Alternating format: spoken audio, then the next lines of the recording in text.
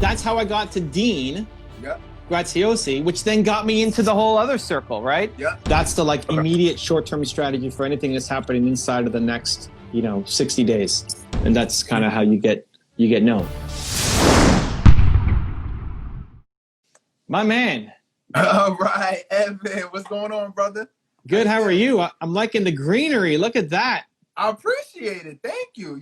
I'm shooting I'm getting ready to shoot my new course. It's a PCS certification for coaches and speakers. So you know how I have the group. So I'm creating a certification course for coaches and speakers. And so anyway, I wanted to switch up the background, put some greenery and a couple things happening. So yeah, I'm excited, man. Looking good, man. So what do you got? How can I help? Actually, two quick things. First is you crushed the influencer summit with Brenda Burchard. Man, you did a great job. I saw that because I'm on Brendan's list too, and I said, go ahead, that's my guy Evan. I love it. Let's go, man. Yeah, baby, that was fun. So one of the things that I want to do too, I want to start doing things like that. And I don't know if he invited you or you saw that and you reached out to him, but I want to know like what is, especially when it comes to bigger names. And I got a couple people that's kind of like my peers in this, but I want to start doing more things like that or get invited to that. So what do you feel like either I would need to do to either position myself or either reach out, or should I be building relationships, or like what would I need to do to like get interviewed and start getting on platforms like that? And I'm gonna tell you why. My goal right now is I want to start like I'm down. I know my topic. I've been helping people been getting results, but I feel like I'm not getting enough exposure. I want to get my exposure up. So and part of it, I think that would be good to get invited to different summits and stuff like that. So what do you feel would be a good way to to get invited? What's the main topic that you want to speak on? So it's helping you grow your coaching career, help you build a profitable coaching business, coaching and speaking business. So you got to think what are the events where they're going to talk about coaching? Oh man, you should have been on the last one. Eben Pagan just did a big launch for teaching people how to be coaches, which would have been right up your alley. It was like last week. I was on that too. That was Friday. This Friday. So when I see that, so wait, let me pause right there. So like, let's say, because I'm a spy secretly, because I have, because I sign up to like, different lists, and I got an alias email address. So I see the different offers, and I saw Evan Pagan too. And then I also saw, was it Chris Michelson, or I can't figure his name, but he focuses on coaching too. Well, anyway, so like, let's say for Evan Pagan, right? Obviously, I'm not known yet. I feel like everybody's going to hear my name within the next few years. But even as I'm building this, like, how would I build that kind of relationship? Because he's not going to just invite me to come speak, I don't think. So, like, what would be a good way to kind of initiate that? So for me, it's just been trying to bring them value. Like, you can always reach out when the summit's happening, and you never know, right? Mm-hmm. When way back when I first started working with Lily, and she said she wanted to be a speaker and her goal was to have a TEDx talk. She's like, okay, well, when do you want to have your talks? You got to know, like, in 6 months or a year. It's like 6 months or a year. Like, let's go right now. I saw like what was the next one coming up that was closest to us, and all of that stuff closes down. 3 weeks, a month before the event, so they can actually plan. But whatever, I still DM'd them and said, hey, you've got your event in 2 days. If anybody pulled out as a speaker, just let me know. Even looking at Brendan's event. Hold on. There was one. I just got her book. Let me show you. I don't know if you've heard of Jamie Kernlina yet. No, not yet. She's now deep into the same circles with Brendan Burchard and those people. And she was at Influencer last year. When it was an actual event, not like a virtual event, right? Like in person. And somebody last minute couldn't make it. One of their speakers. And Brendan was now asking his people to say, who do we know who can get out here on like super short notice, who can speak? And she was at the event. She was in the audience. And somebody knew somebody who said, you should have Jamie come up. And he doesn't just throw people up on stage that he doesn't know, but it came as a referral, and somebody pulled out, so they needed somebody. So Jamie was pulled up on stage, and that started the relationship. So whenever you see an event, like the best time to plant a tree was 20 years ago, and the second best time is today, right? So whenever you see an event, you can always reach out and say, hey, here's what I do. I'm happy to come. If anybody's canceled, I'm happy to come. Like if the event's tomorrow or next week or something, right. If anybody's canceled, I'm happy to come and sub in. And here's what some people have said about me. Are you saying that? Are you saying specifically wait to the last minute as content? No. This is like, okay. No, but if something is coming up, if something's happening next week, if Eben's thing was this Friday instead of last Friday, you reach out and say, hey, I see your event coming. If you need an extra speaker, here's what I talk about. If anybody cancels on you, keep me in mind. Happy to do it. Mm-hmm. And you never know. Like that stuff happens. That's real. Like stuff gets canceled on people all the time. So you're there. That's the immediate short-term strategy for anything that's happening inside of the next, 60 days. Anything beyond that, now you're trying to build relationships to get on their radar. So you think about who are the people. I mean, I don't know how many summits I've done since COVID. It's seems like crazy. Every week there's another summit that I'm always something. Yeah, it's just bonkers. Which is great opportunity, great chance to get more exposure. Now you got to pick the right ones for your brand, where there's potentially coaches or people who want to be coaches. Yeah. Not like a network marketing summit's probably not going to be a good fit for you, right? I mean, they might be coaches, they could think about coaching, but it's not really the theme. How are you in your circles? Like, how are you building those relationships? Like, what are you doing to keep those fresh? Are you sending? Are you texting? Are you giving advice? Are you send them a DM and say, hey, I see that you're doing this? Or how are you keeping those relationships fresh? So at the start, I'm trying to just bring as much value as I can in an area that I can help them with. So, when I'm talking to Brendan, I'm not talking about believe, right? Because he teaches it too, right? So it's I can't really bring as much value. Brendan, you got to believe in yourself more, man. Let's go. Come on. Just get started, dude. Just get started. Yeah. Come on, take that first step, right? It's it's a different audience, right? That makes sense. Yeah. So it's also when he invited me to his own mastermind in Puerto Rico with his homies, right? It was Russell Brunson and Tom Bilyeu and Lewis Howes and Jay Shetty and Dean Graziosi and all those guys. It's the same thing. It's the first thought was, how am I going to help these guys? Because they teach everything that I teach, right? I mean, belief and getting started and all this stuff. They teach it. They have their own methodologies, but YouTube became the path which I helped them because I can run circles around any of them and their teams for YouTube, right? So that became the path in to be able to help people out. And so when Brendan invited me to Influencer last week or 2 weeks ago, whatever it was, maybe a little bit longer, I was coming on talking about YouTube success. And other people were coming on talking about other things. So it's getting known for something. So if you're gonna be the guy who helps coaches get their businesses started,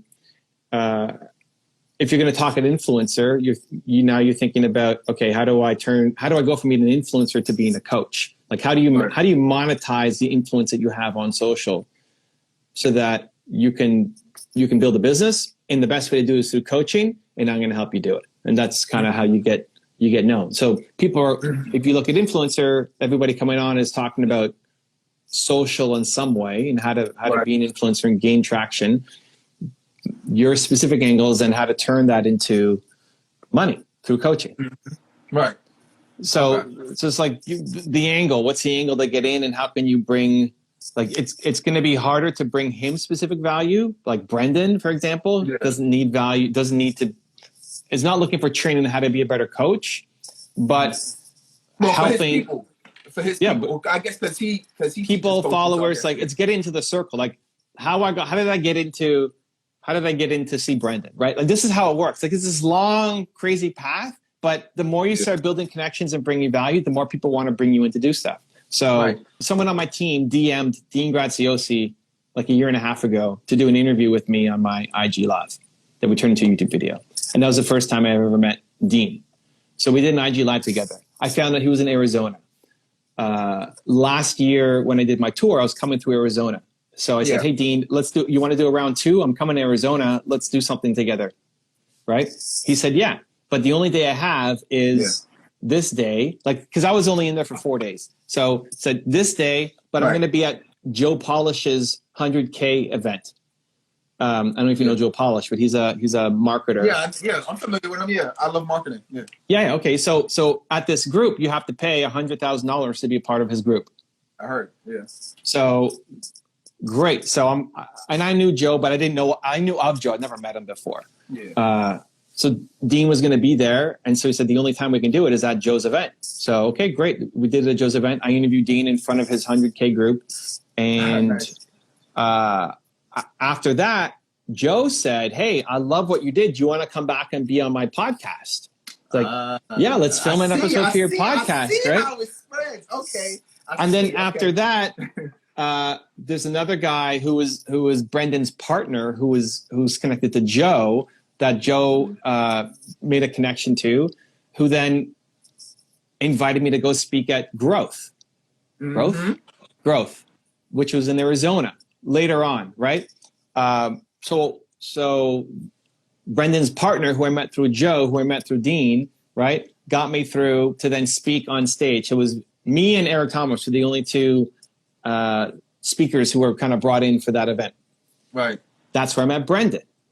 Brendan then gives me feedback on how it went and advice. And he said, I told him I got a new book coming out. He said, hey, when it comes up, I want to let me know and we'll jam together on it and I'll try to give you value. So I'm down for that. Yeah. But I had to follow up and it's like, hey, how do you want to do it? And so it ended up being in Puerto Rico. So then I went to Puerto Rico. And so then after my speech in Puerto Rico, then he invites me to his mastermind, right? So it's like one thing becomes another. I met Eben because I don't know if you know John Assaraf, who's from he was from The Secret, a bunch of stuff. John Assaraf and a guy named Joe, who met me at Brendan's Puerto Rico event, both recommended me to Eben's personal group, where it's Eben and his homies hanging out, talking about marketing. And they're all direct response guys. I'm YouTube public facing guy. Right. And so they brought me in there because Eben said, I need somebody who knows YouTube. Who do we bring on? And John and Joe said, you need to have Evan Carmichael come in. That's how I met them, right? That led to me speaking last week at their launch, right, on Friday. So how did I meet John? Well, because I was going through San Diego and I knew he was in San Diego. And I said, hey, do you want to do an interview for my channel? And after the interview, I stayed another hour with him and his team, helping them with their YouTube stuff. So it's just, that's the building of the relationships over time. So it's like, what can you do to bring value to people and their audiences so that you start being in the conversation so that you get referred into different circles, right? So you know what? That's making me think. There's a lot of people in our space who have like coaching programs and group coaching programs, right? And it will be interesting to see, and I'm sure a lot of people are having like issues with like retaining clients or, maybe not always, getting new clients, but different ways to keep it fresh, keep it new. So, at the same time as you're saying that, I'm saying, okay, well, what kind of value, would I be able to add to these different influencers where at least if I can't add value specifically to them, at least they feel like I can add value to their audience, right? Yeah, or like help them build out.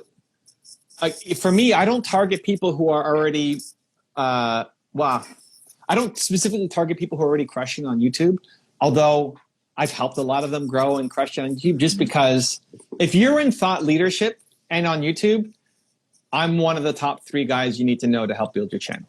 Right. Period. Right. It's like we're at the top. If you're doing kids stuff or prank stuff or like Jello shots or something, I'm not your guy. But like thought leadership.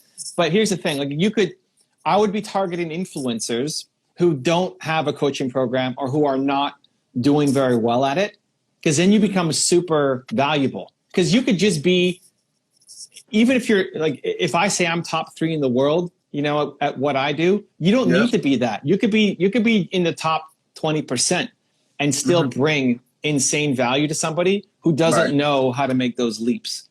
So I'd be targeting people who have events, who have done events in the past, who don't have a coaching program or don't really know what they're doing, or you just see so many holes. You look at their landing page and you look and it's like, oh my gosh, like these guys could use so much help.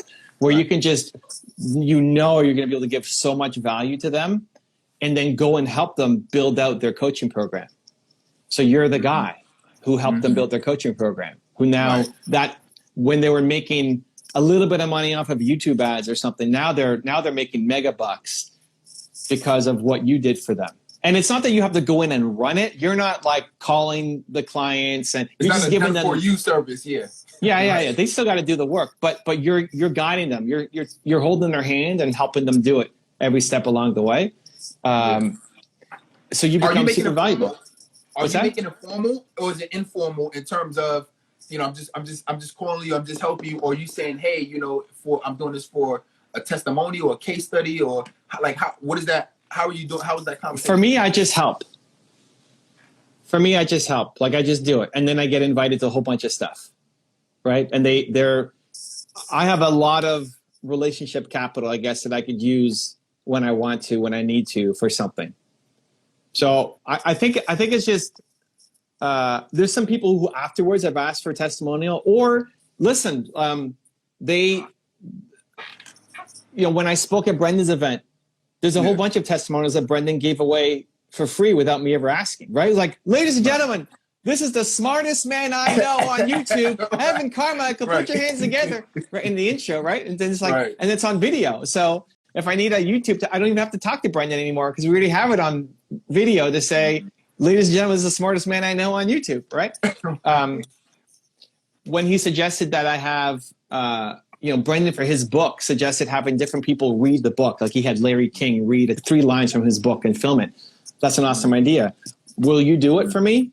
And he said, yes. So Brendan was my first guy. And then I got Lewis to do a read and Jay Shetty to do a read and a bunch of people to do reads off of that idea from Brendan. So I wouldn't lead. I think if you lead with saying, hey, here's what I want a testimonial from you. It doesn't start the relationship off on a good. Makes it too transactional. Yeah, it's too transactional. It's like you're going on a first date and you're saying, hey, you know what? If this all goes well, I want to go back to my place tonight, right?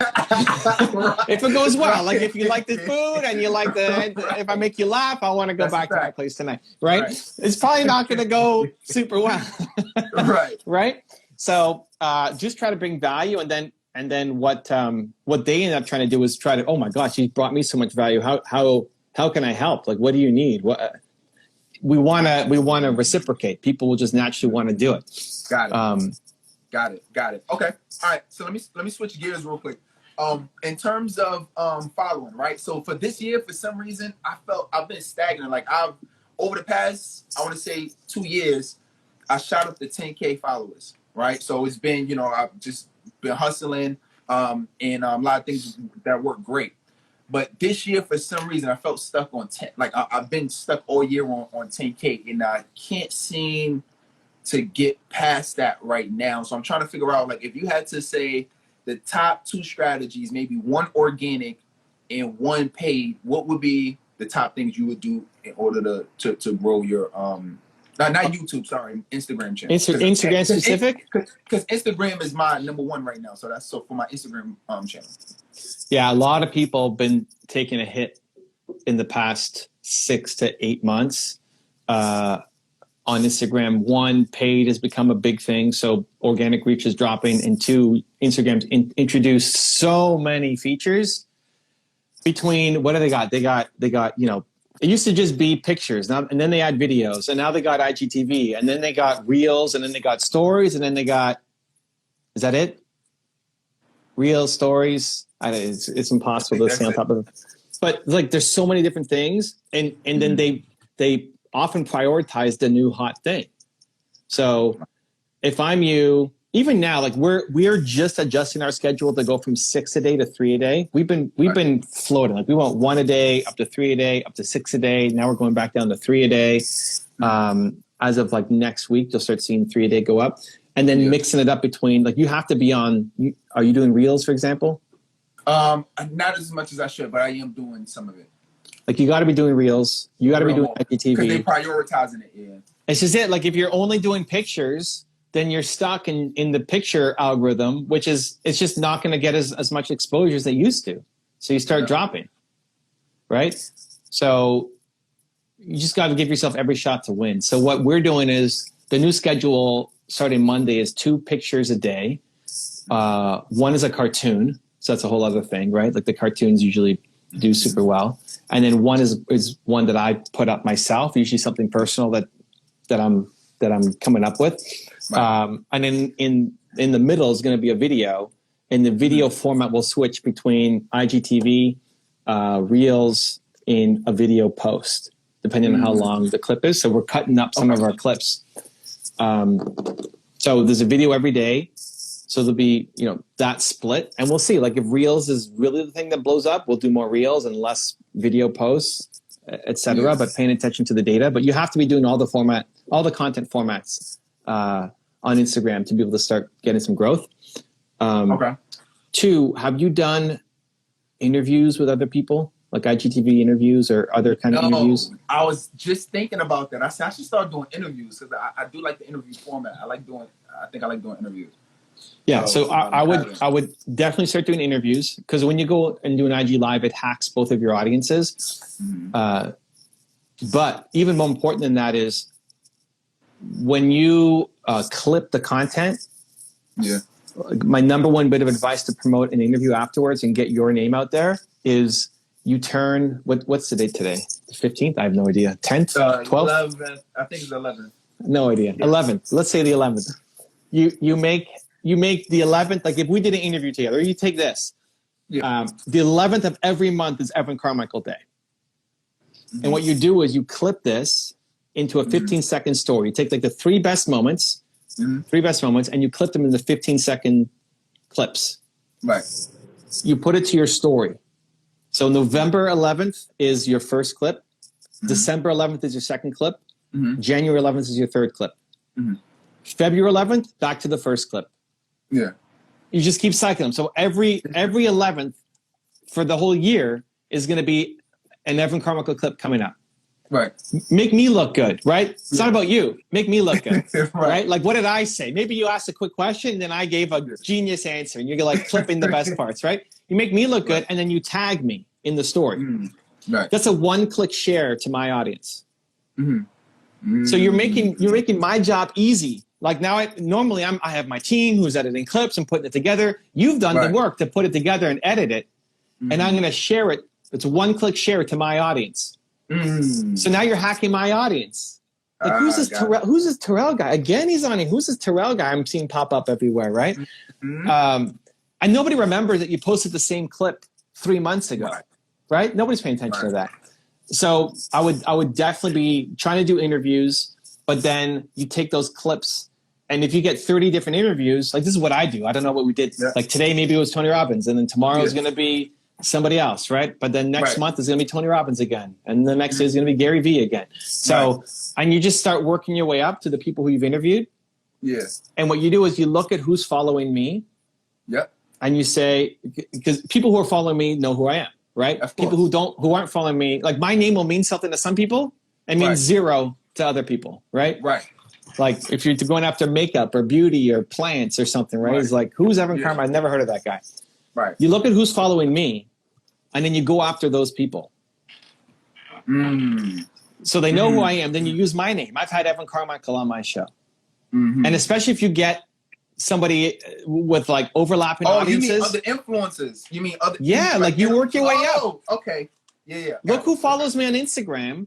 Everybody at least knows who I am if they're following me, right? It doesn't mean it's a guaranteed yes, but if you're using my name, it at least it's a little bit of credibility, right? Yeah. And so if you can match it up, so if you think of like if you really want to get to whoever, you really want to have Eben Pagan on your channel, you really want to have TD Jakes on your channel, or like whoever the guy is that you need to have on. Great, you look at who they're following, and then you go after those guys, so that you can then go to TD Jakes and say, "Hey, I've got Evan Carmichael and this guy and this guy and this girl on my show. I'd love to interview you too." And they may not know who you are, right? Like, I don't know who you are yet, but you had all these people who I respect and follow on your show. I'm down. Like, if they're going to skip the time. Oh, man, that's so great, because I'm thinking, because I've done interviews like E.T. has came on. I've interviewed him for the group before. You know, I've interviewed you multiple times with us, so you know my group. Man, there's a couple people now I'm looking back like, damn, I could be taking clips of that and then sharing that, and then also going to their audience and getting more interviews based on that. Dude, so already like November 11th, you know, the 11th should be Evan Carmichael Day, and then the 15th should be Eric Thomas Day, and you take your top 3 clips and you're every 15th and you're tagging him, and he may not share every one of them, but if he shares every second one, every third one, that's still exposure for free for you, and it makes you look good on your story that you're with these people, right? But then even between me and ET, there's an overlap of audience, right? So like who's following both me and Eric that you want to have on your show? That then when you DM them, and I do a video DM them and say, hey, I've had Eric and Evan on my show. I'd love to have you on too. It's or talk to my group or whatever. Too, because both of y'all are following me. So I think it'd even help even more approaching them. You know what I mean? For that interview, right? But I'm gonna definitely start doing them Instagram, and I'm gonna do more interviews like this because I think that's gonna grow. Yeah. You can look at, I mean, verified accounts are an easy hack. But if you look at verified accounts who are following both me and Eric, some of those people will say yes to you. And you just keep pulling sweaters to like get further ahead of the line. He's like, okay, now I got this person and this person. Now I'm going to go for that person.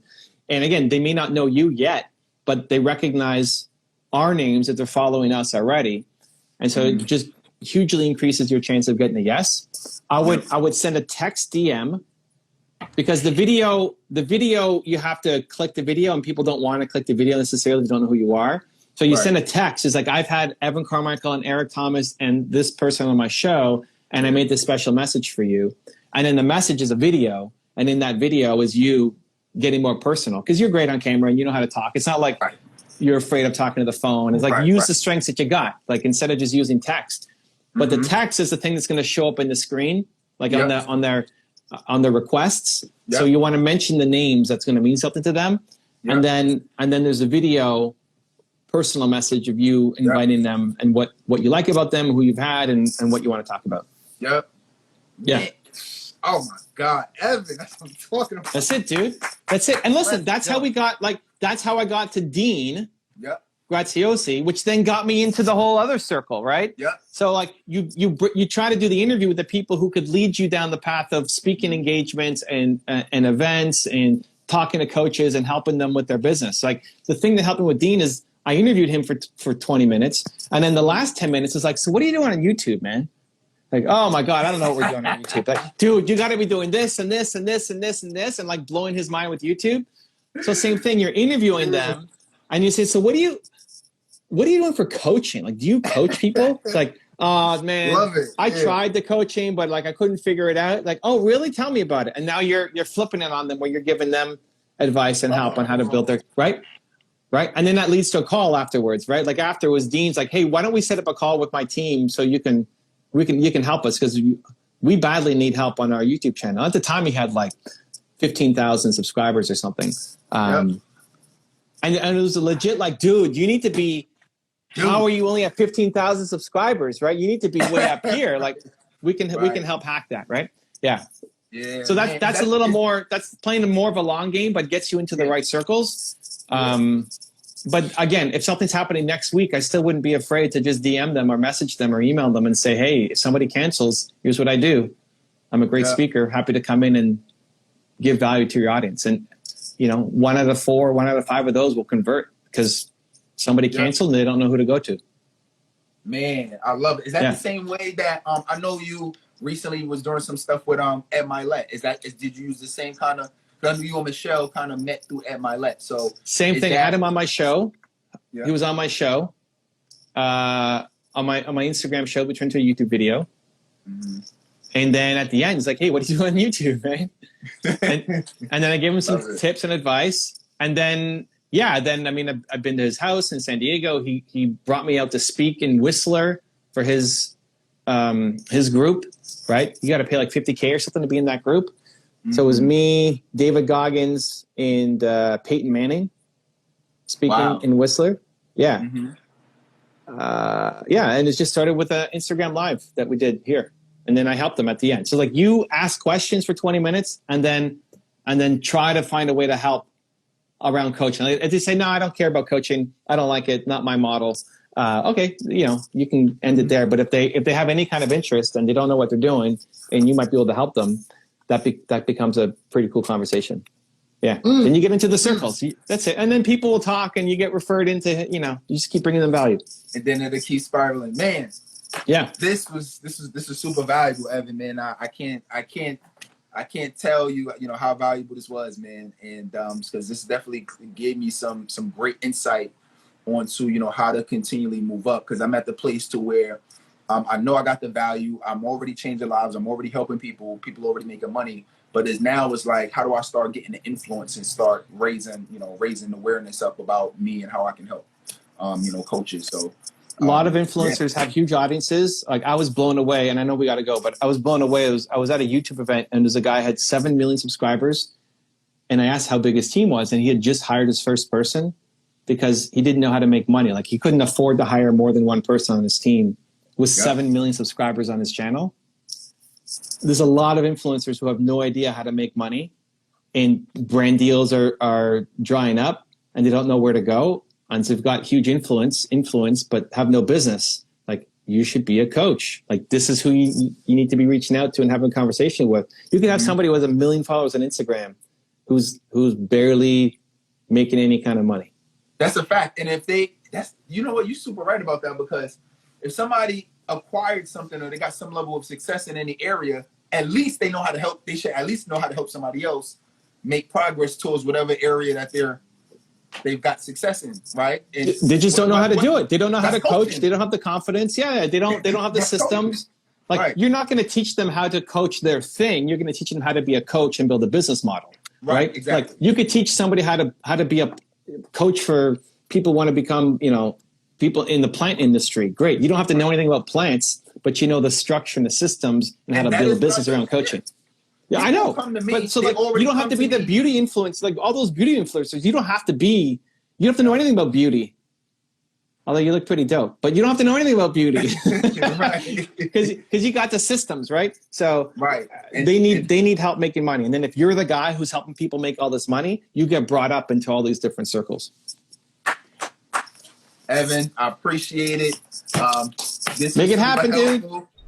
If you want to see another awesome one-on-one I did with an entrepreneur just like you, check out the video right there next to me. I think you'll enjoy it. Continue to believe, and I'll see you there.